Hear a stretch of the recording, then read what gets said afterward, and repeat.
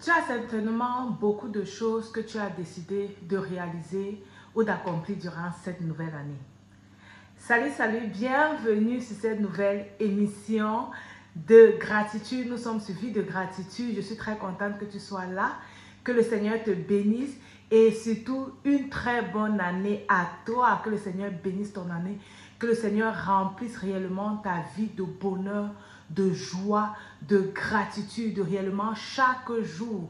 Je prie que le Seigneur te donne les sujets pour lesquels tu vas réellement lui dire merci.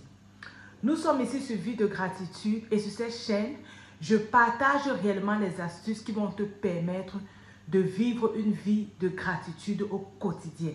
Que ce soit au travers des chants de louange, que ce soit au travers des thématiques d'encouragement et de motivation, que ce soit au travers des thématiques qui vont venir te parler de la prière. S'il y a une chose que tu vas pratiquer dans ta vie durant cette saison, je préfère parler de cette saison parce qu'en fonction des challenges que tu as, en fonction des objectifs que tu as, tu peux te trouver dans une saison très précise en ce moment.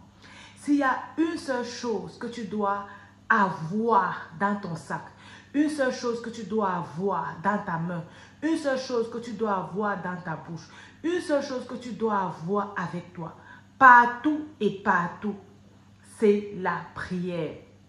La prière est l'élément indispensable que tu dois avoir en cette saison de ta vie. Je te parle réellement de la prière sur toutes ses formes, ok? La prière, que ce soit la prière de louange et de gratitude, que ce soit la prière d'intercession, que ce soit la prière de supplication, que ce soit la prière pour demander des choses à Dieu, peu importe. La Bible dit, ne vous inquiétez de rien, mais en toute chose, faites connaître vos besoins à Dieu par des prières, des supplications avec action de grâce.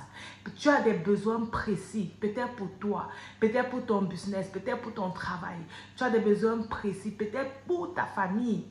Tu as des besoins précis, peut-être pour ton conjoint, peut-être pour cette future famille que tu désires tant bâtir parce que tu aimerais avoir une famille qui glorifie Dieu, ok? Mais tu n'es pas encore en train d'arriver à ça. Je t'encourage à mettre la prière dans ta vie, à donner réellement la première place à la prière. En fait, qu'est-ce que la prière va faire dans tous ces challenges? Parce que certains vont dire non, si j'ai un problème, je travaille à résoudre mon problème. Qu'est-ce que la prière va faire, va t'aider à faire? La prière va te permettre de te rapprocher de Dieu et de connaître sa volonté pour toi. La prière va te permettre de garder ton cœur dans la gratitude, de garder ton cœur en Dieu. Continuer d'espérer en Dieu, sachant qu'il est l'auteur de toutes choses, sachant qu'il est la seule personne ou le seul être, je ne sais même pas comment je peux le définir, qui peut réellement t'aider à sortir de cette situation et qui peut réellement t'inspirer des stratégies et des idées nouvelles qui vont te permettre de réaliser ce que tu veux réaliser, d'atteindre les objectifs que tu veux atteindre. La Bible dit quoi? Priez sans cesse. Priez sans cesse.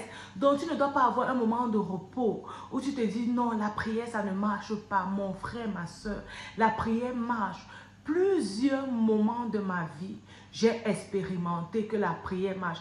Et si je suis même avec toi aujourd'hui pour te parler, c'est parce que j'ai expérimenté encore aujourd'hui que la prière marche. J'aurai réellement le temps sur cette chaîne de te partager encore plusieurs témoignages, de partager encore plusieurs moments dans ma vie où j'ai vu la main de Dieu.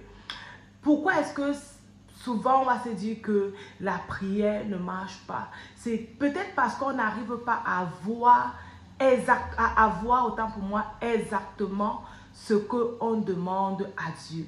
Mais lorsque tu pries, Jésus dit quoi dans la prière? Il dit que ton règne vienne, que ta volonté soit faite. Lorsque tu pries, tu décides et tu acceptes de laisser Dieu faire sa volonté dans ta vie. Et parfois, la volonté de Dieu serait que tu attendes. Parfois, la volonté de Dieu serait de ne pas te donner cette chose précise. Parfois, la volonté de Dieu serait un autre plan, un autre chemin pour toi, comme nous l'expérimentons, un autre plan et un autre chemin pour toi.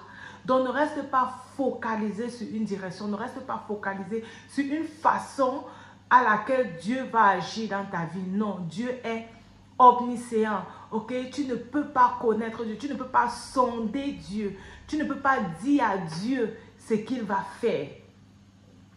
Tout ce que tu as à faire en tant que son enfant, c'est de prier. Tout ce que tu as à faire, c'est de passer du temps avec lui dans la prière. Tout ce que tu as à faire, c'est de dire, papa, je ne suis rien sans toi, j'ai besoin de toi.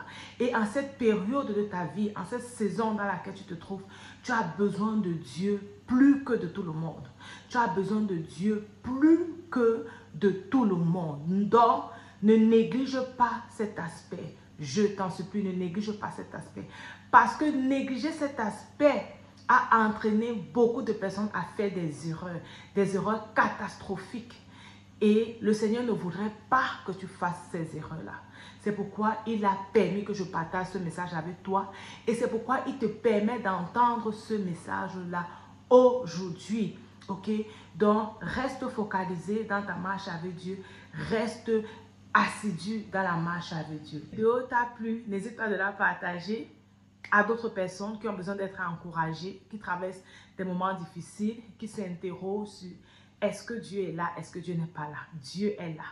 Continue de prier, continue d'espérer en lui et tu vas voir comment sa main puissante va agir dans ta vie. Que Dieu te bénisse. Bye bye.